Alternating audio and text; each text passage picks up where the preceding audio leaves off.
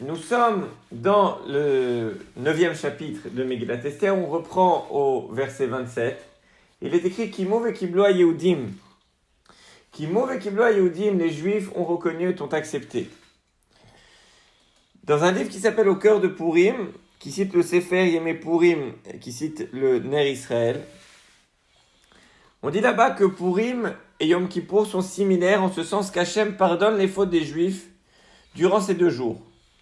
Mais Purim est encore plus grand que Yom Kippour parce que ce dernier n'explique que les fautes de ceux qui font tchouva, tandis que Purim englobe également celles de ceux qui ne font pas tchouva. La raison pour laquelle il y a une telle clémence à Purim vient d'une règle de Tzedaka qui n'a lieu qu'à Purim.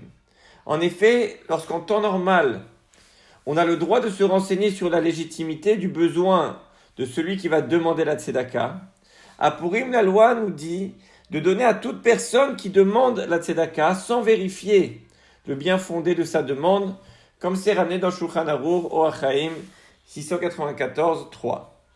La Gemara dans Megillah, page 7 Amud Aleph, déduit de ce pasouk Kimu vekiblo Yehudim, que les Juifs acceptèrent sur eux et sur leur descendance les mitzvot de Purim. Et elle dit la chose suivante, la Gemara, Kimu le mala, mashekiblo le mata. Ils ont accepté en haut dans le ciel ce que les Juifs ont accepté ici les mata. De la même façon que les Juifs ont pris sur eux de donner la tzedaka à Purim à tout celui qui viendrait demander sans procéder à une vérification, eh bien Hachem, le jour de Purim, répond aux prières de chacun et nous pardonne sans vérifier si nous le méritons ou pas. Et c'est très important de dire ça car la journée de Purim passe très vite. Le matin, il y a la Megillah, on se prépare au Mishté. Ensuite, on passe à table au Mishté, on boit de l'alcool et ça accélère encore plus le temps et la journée.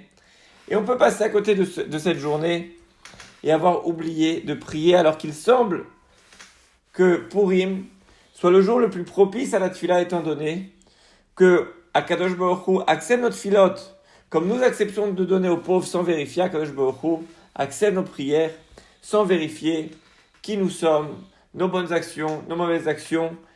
Il est comme ce juif qui donne à celui qui tend la main.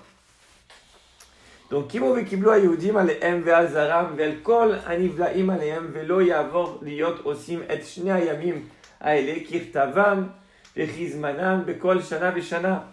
Les Juifs ont donc pris sur eux, ont accepté cette fête de Purim pour leurs descendants et pour tous ceux qui allaient se rallier à eux, c'est-à-dire donc même les convertis, l'obligation immuable de fêter ces 2 jours-là, le 14 et le 15, suivant la teneur des écrits et à la date fixée, année après année. Les Juifs ont pris sur eux que Purim ne disparaîtrait jamais de génération en génération, et même si un plus grand Beddin venait dans les générations futures, il ne pourrait pas annuler Purim. Le Rambam, dans Mishneh Torah, dit que même à l'époque de Mashiach, on célébrera toujours Purim, bien que les autres fêtes seront annulées. Pasuk 28. Vayamim haele niskarim venaasim bechol dor vador mishpacha umishpacha medina umedina ve'ir va'ir vime apurim haele lo yavru mitor hayehudim vezichram lo yasuf mizaram.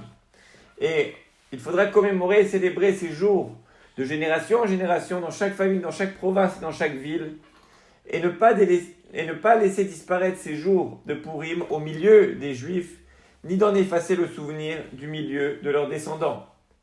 Vatirtov Esther Amalka, Bat Abichail ou Mordechai Yehudi, et kol tokef le kayem et igeret apurim azot ashenit. On nous dit ici que, en plus de la première lettre qui avait été écrite par Mordechai, la reine Esther, fille d'Abichail, et Mordechai vont écrire de nouveau, utilisant de toute leur autorité, et kol tokef, les kayem, pour donner force de loi à cette seconde lettre de Purim. Esther a une volonté. Elle est partie voir le Sanhédrin pour que la Megillah soit intégrée au Tanakh, et que Purim et ses lois ne soient pas juste quelque chose qui dure 1 an, mais que ce soit quelque chose approuvé par le Sanhédrin et instauré comme fête. Elle veut que cette deuxième lettre qui est la Megillah soit lue dans chaque génération. les Kayem, et que ce soit validé par le Sanhedrin. Elle veut que la Megillah soit intégrée au Tanakh. Pasuk Lamed, Vaishlar Sfarim El Kol HaYehudim El Sheva Vesrum Umea Medina Malchut Achashverosh Dibre Shalom Ve'emet. Et on expédia donc ces lettres à tous les Juifs dans les 127 provinces de l'empire de Achashverosh, qui était un message de Shalom Ve'emet, de paix et de vérité. Elle essaye en fait d'arriver à une solution dans le Shalom avec le Sanhedrin. Elle ne veut pas s'imposer en disant vous savez je suis la reine et essayer d'imposer avec la force. Elle veut arriver dans le Shalom à trouver une solution avec le Sanhedrin pour intégrer la Megillah dans le Tanakh. C'est à la fois en Shalom mais également Behemet. Elle estime sincèrement que la Megillah devrait être intégrée au Tanakh et que la fête doit être célébrée. Pasuk 31. לקיים את ימי הפורים האלה בזמניהם כאשר קיים עליהם מרדכי היהודי ואסתר המלכה וכאשר קיימו על נפשם ועל זרם דברי הצומות וזעקתם. À l'effet d'instituer ces jours de Purim à leur date, comme le juif Mordechai et la reine Esther les avaient acceptés pour leur compte et pour le compte de leurs descendants, en ce qui concerne les jeûnes et les supplications y afférentes. Ici on voit Atzomot Veza'akatam, les jeûnes et les supplications. Ici, en fait, Esther parle de jeûne et de supplications, divrei atzomot. Elle est en fait en train de dire au Sanhedrin, d'après le Malbim, vous avez peur d'établir des nouveaux jours de fête, mais pourtant, quand il s'agit de rajouter des jours de jeûne, de tzom, ça ne vous dérange pas. Dans la Torah, il n'y a qu'un jeûne qui est Minatora, c'est Kippour. Et pourtant, on a 5 jeûnes dans l'année. Les Chachamim ont bien rajouté des jeûnes. Et vous avez peur de rajouter une fête? Pasuk 32. U'ma'amar Esther kiyam divrei apurim ha'ele venirtav basefer. L'ordre d'Esther fortifia ses règles relatives à Purim et il fut consigné dans un document écrit. Le Sanhedrin accepta kiyem. Ils acceptèrent les lois de Purim et la Megillah. Dernier chapitre qui fait 3 psukim. Vayasem al-melech Achashverosh mas al-haaretz ve'yeh ayam. On nous dit que le roi Achashverosh imposa un tribut des impôts aux pays de terre ferme et aux îles de la mer. Mordechai a étendu le règne d'Achashverosh dans de nouvelles îles et de nouvelles terres. Donc Achashverosh a mis en place des taxes sur ces nouvelles conquêtes. On nous dit que Vechol Maaseh Takpo Ugvurato ou Parashat Gidulat Mordechai Asher Gidlu Amelech Alohem Ktuvim Al Sifre Divrei Ayamim Le Malché Madai ou Paras. Quant au fait de sa force et de sa puissance et à l'exposé détaillé de la grandeur de Mordechai que le roi lui avait conféré, eh bien tout ça est noté dans les livres des chroniques de Paras ou Madai.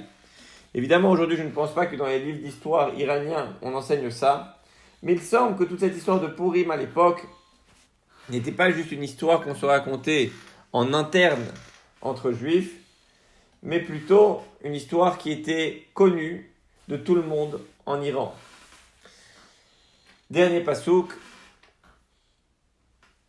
qui Mordechai היהודי, משנה למלך אחשוורוש וגדול ליהודים ורצוי לרוב אחיו דוחש טוב לעמו ודובר שלום לכל זרו. Car le juif Mordechai venait en second, après le roi Achashverosh. Il était grand aux yeux des juifs, aimé de la foule de ses frères. Il recherchait le bien de son peuple et défendait la cause de tout son peuple. Voilà, on finit la Megillah. Et la Megillah finit sur le mot Zaro. Et elle avait débuté avec le mot Vaïi Achashverosh. Et la matria de ces deux mots, Zaro et Vaïi, fait 314. Ce qui est égal à la matria du nom d'Hachem, Shin Dalet Yud Shakai. Bien que le nom d'Hachem ne figure pas de manière explicite dans la Megillah, il est en fait présent au début et à la fin, durant toute l'histoire. Cette idée s'applique également à notre quotidien, car même si nous ne parvenons pas toujours à percevoir la présence d'Hachem dans notre vie, il est présent du début à la fin. Le nom Shin Dalet Yud Shakai provient du mot Dai, qui veut dire assez, qui exprime le fait que le châtiment divin ne franchisse jamais les limites de ce qu'une personne pourrait supporter. Mordechai Yehudi a également pour Gematria 314, indiquant qu'à travers Mordechai, Hachem a dit Daï, assez, à la souffrance des Juifs que leur a infligé Aman. Enfin, ce Shin Dalet Yud Shakai sert de prière adressée à Hachem afin que les châtiments que les Juifs ont endurés au cours de leur histoire touchent à leur fin. Daï, toutes ces souffrances qu'il y a eu à Hanouka, à Purim, en Égypte, durant l'Inquisition, durant le Moyen-Âge, dans la Shoah, toutes ces souffrances d'Am Israël. Daï, assez, que ces souffrances cessent et qu'on puisse voir Mashiach bimera b'yameinu, Amen.